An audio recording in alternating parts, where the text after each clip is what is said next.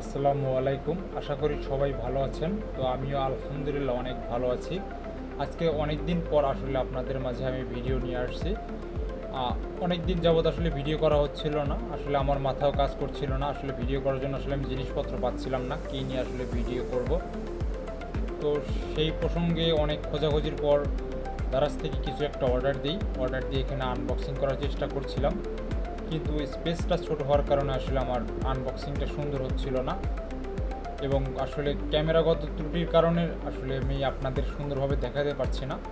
যদিও আমি পার্সেলটা অনেক কম দামে অর্ডার দিয়েছিলাম দারাজ থেকে, আশা করেছিলাম যে পার্সেলটা অনেক ভালো হবে, কিন্তু সেরকম পাইনি কারণ বক্সটা ফাটা ছিল। তো যাই হোক, যেমন দিয়েছে এখন তেমনই ব্যবহার করতে হবে। তো দেখি এখন কেমন, ভিতরে কি কি আছে। তো সেই জন্য একটু আগেই আনবক্সিং করা হয়েছিল। তো এখন আমি আবার আপনাদের